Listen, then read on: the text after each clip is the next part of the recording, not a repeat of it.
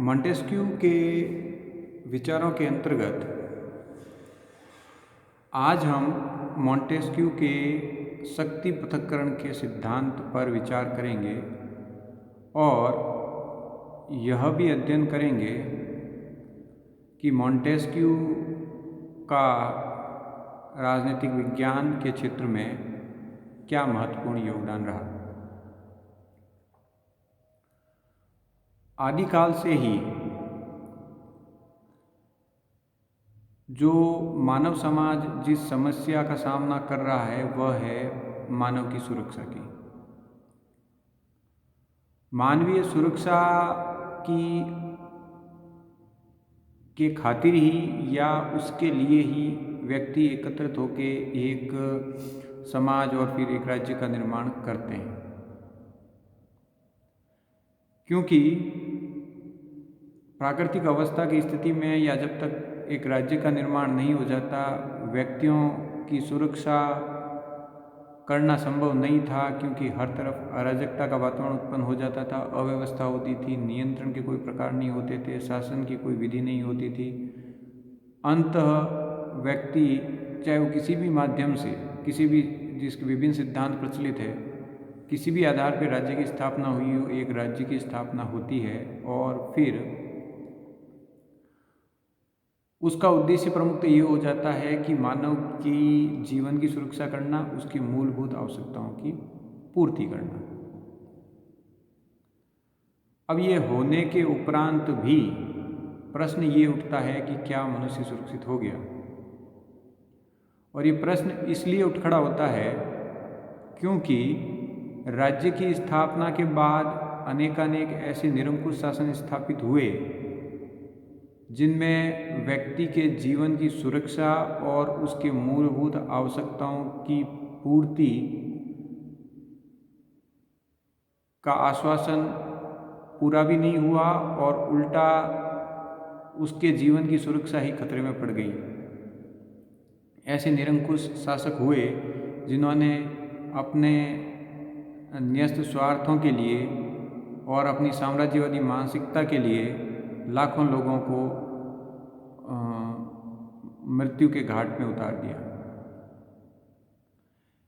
अब इन परिस्थितियों में वापस पीछे मुड़ना या प्राकृतिक अवस्था में जाना एक असंभव सी बात है और वह कोई समाधान भी नहीं है। और ख़ासकर जब व्यक्ति की विश्व में जनसंख्या का इतना बड़ा जनसंख्या इतनी विस्तृत हो चुकी है, तो अब हमारे पास विकल्प क्या रहता है कि हम एक ऐसी शासन व्यवस्था को ढूंढें या राज्य में एक ऐसी शासन प्रणाली को ढूंढें ताकि व्यक्ति अपने जीवन की सुरक्षा भी व्यक्ति को मिल सके, जो कि राज्य की स्थापना का उद्देश्य था, और उसकी मूलभूत आवश्यकताओं की पूर्ति हो सके। साथ ही व्यक्ति अपने व्यक्तित्व का अपनी क्षमता और योग्यताओं के अनुसार और राज्य द्वारा यदि संभव हो तो प्रदत्त की जाने वाली योग्यता अभिवृद्धि के आधार पर अपने जीवन का विकास कर सके, मानसिक और शारीरिक शक्तियों का उन्नयन कर सके। इसी कड़ी में एक महत्वपूर्ण सिद्धांत जिसकी स्थापना मॉन्टेस्क्यू करते हैं वह है शक्तियों का पृथक्करण। मॉन्टेस्क्यू के अनुसार शक्तियों के विभाजन से ही राज्य की निरंकुशता पर अंकुश लगाया जा सकता है और व्यक्ति को उसकी योग्यता के अनुसार विकास के अवसर भी दिए जा सकते हैं और इसी के आधार पर उसकी मूलभूत आवश्यकताओं की पूर्ति भी हो सकती है। अब मॉन्टेस्क्यू के लिए शक्ति पृथक्करण का विचार क्या आया, क्यों आया, ये इसके पीछे कुछ ऐतिहासिक कारण भी हैं। मॉन्टेस्क्यू खुद के अनुभवात्मक आधार भी हैं जिन्होंने उसके लिए प्रेरित किया।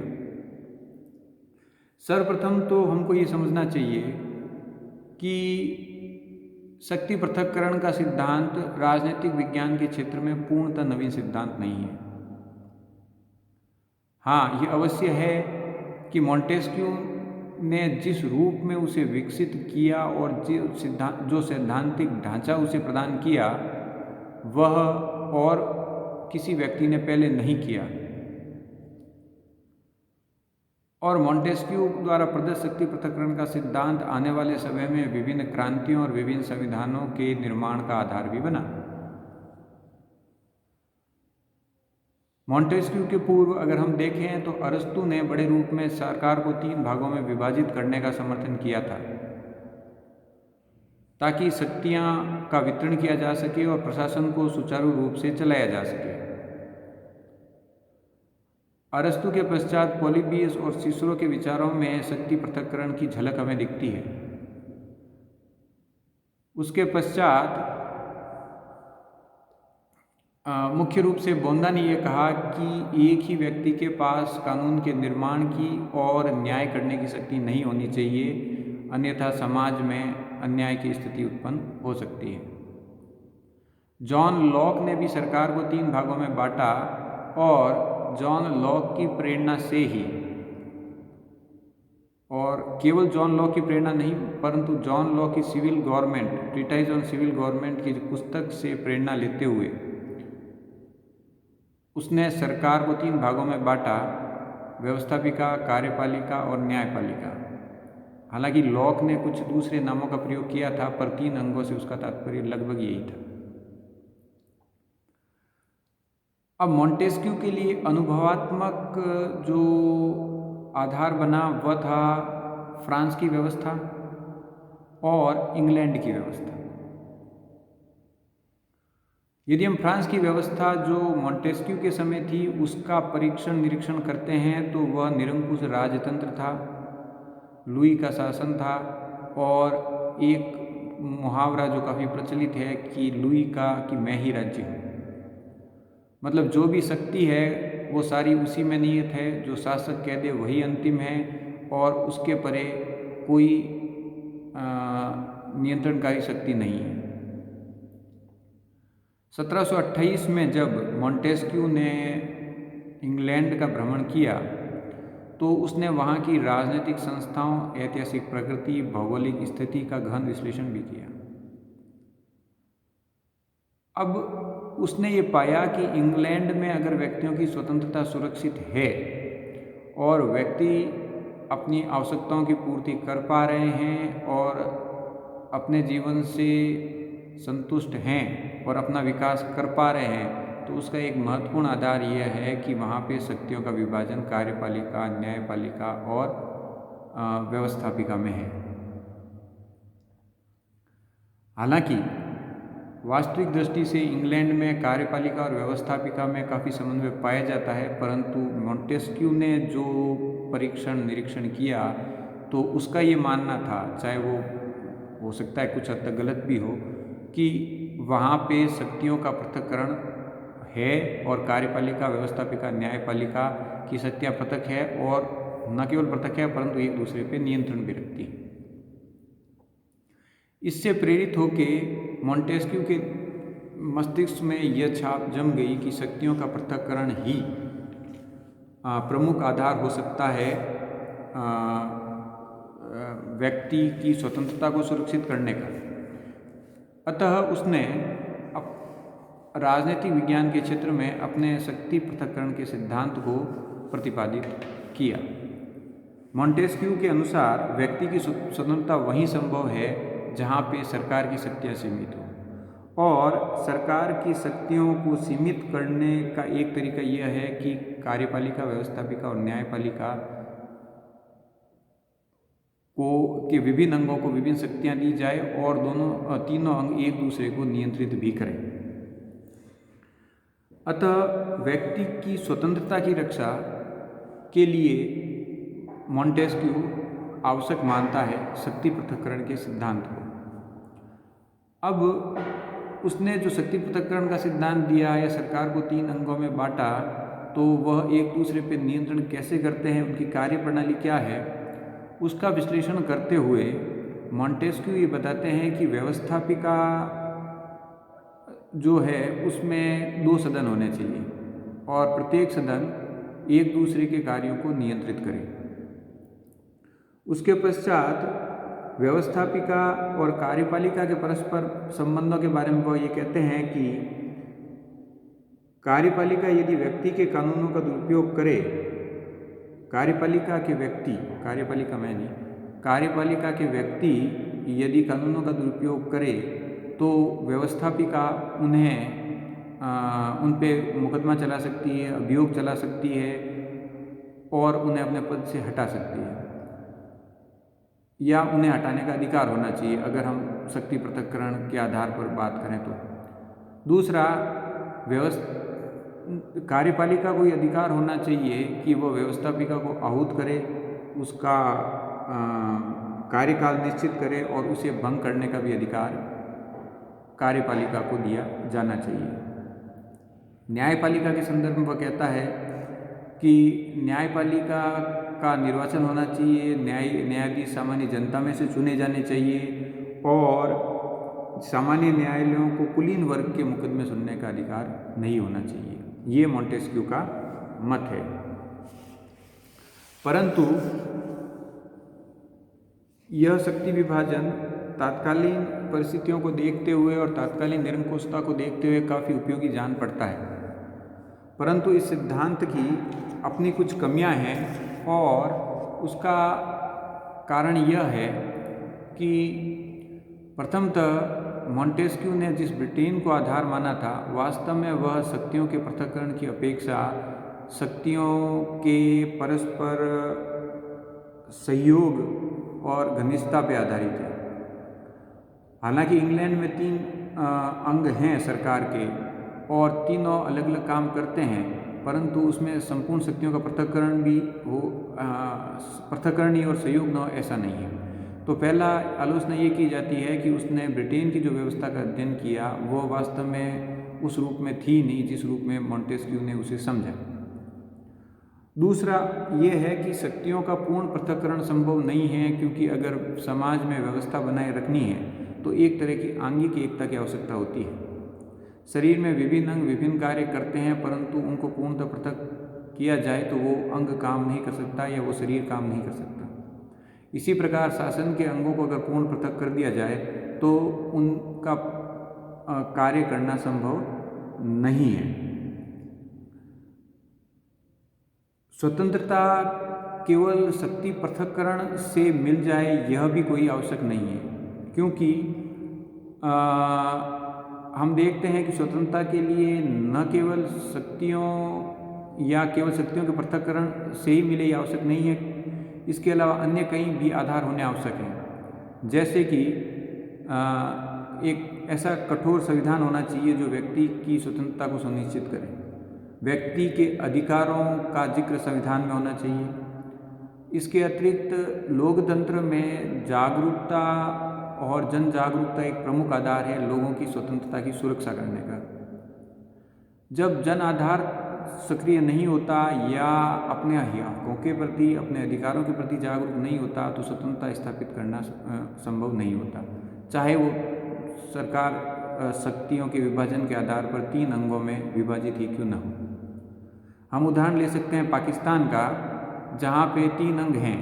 शक्तियों का पृथक्करण भी सैद्धांतिक दृष्टि से है, परंतु आज जब हम वहाँ पे अल्पसंख्यकों की स्थिति और समाज में अल्पसंख्यकों विभिन्न वर्गों की स्थिति देखते हैं तो स्पष्ट है कि वहाँ पे व्यक्ति की स्वतंत्रता खतरे में है।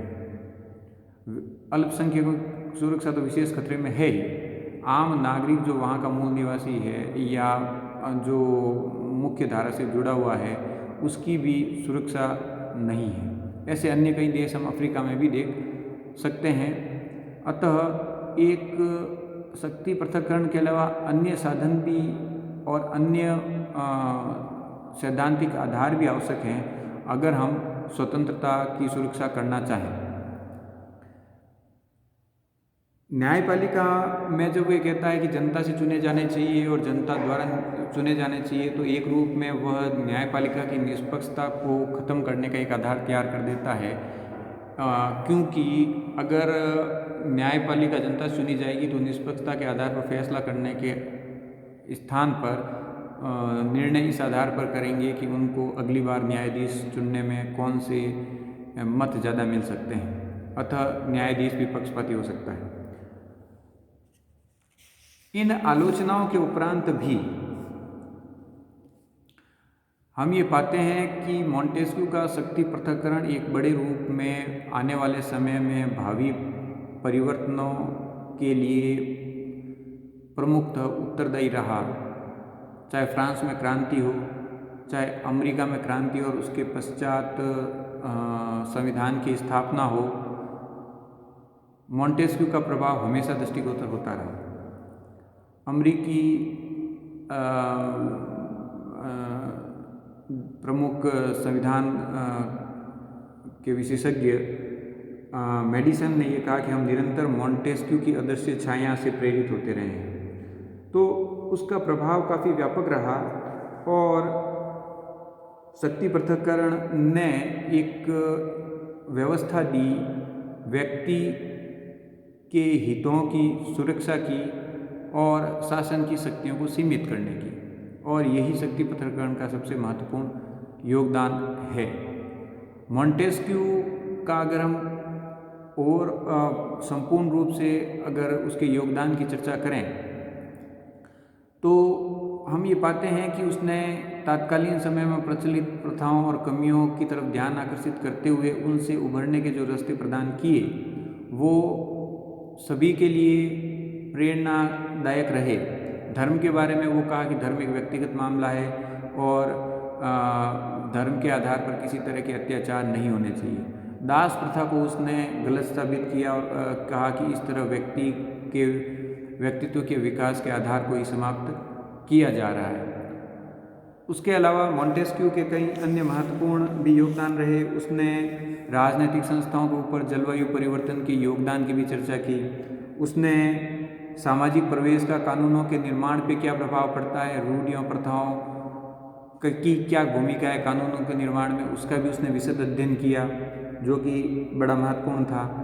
उसने ऐतिहासिक पद्धति के साथ साथ वैज्ञानिक और पर्यवेक्षणात्मक पद्धति अपनाई और सबसे महत्वपूर्ण जिसकी हमने पहले भी चर्चा की कि स्वतंत्रता की सुरक्षा और उसके लिए शक्ति पृथक्करण का सिद्धांत जो कि वर्तमान में सभी लोकतंत्रों में किसी न किसी रूप में पाया जाता है, मॉन्टेस्क्यू के योगदान में मॉन्टेस्क्यू की उसमें बड़ा योगदान रहा। मॉन्टेस्क्यू को अपनी इन्हीं कई विशेषताओं के कारण 18वीं शताब्दी का अरस्तू भी कहा जाता है, क्योंकि उसने वैज्ञानिक अध्ययन पद्धति अपनाई, पर्यवेक्षणात्मक अध्ययन पद्धति अपनाई जिसको अरस्तू ने अपनाया, और शासन पद्धतियों का वर्गीकरण भी कानून के आधार पर किया। उसने प्लेटो की भांति जो आदर्शवाद था उसको छोड़ा और अरस्तू भी आदर्शवाद को ग्रहण नहीं करता, वह भी आदर्शवादी स्थिति को ग्रहण नहीं करता। वह व्यवहारिक धरातल की स्थितियों का अध्ययन करके अपने निष्कर्ष निकालता है। अरस्तू ने 158 संविधानों का अध्ययन किया और मॉन्टेस्क्यू ने खुद जाके विभिन्न संविधानों का अध्ययन किया और उसके आधार पर अपने निष्कर्ष निकाले। शक्ति पृथक्करण का सिद्धांत किसी न किसी रूप में अरस्तू ने विकसित किया था, उसको एक पूर्ण रूप में मॉन्टेस्क्यू ने विकसित किया। इन सभी आधारों के आधार पर हम उसे 18वीं शताब्दी का अरस्तू कहा जाता है, परंतु कई मायनों में वह अरस्तू से भी आगे इस संदर्भ में निकल गया कि अरस्तू दास प्रथा का समर्थक रहा। तात्कालिक परिस्थितियों के दबाव के कारण रहा हो या किसी कारण रहा हो, मॉन्टेस्क्यू ने उसको सिरे से खारिज कर दिया, खुद कुलीन वर्ग का व्यक्ति होते हुए भी। उसने धर्म के आधार पर समानता स्थापित, धर्म के आधार पर किसी प्रकार का विभेद से भी मना किया। इस दृष्टि से भी वह धर्मनिरपेक्षता के सिद्धांत का अग्रगामी या दूत बन जाता है।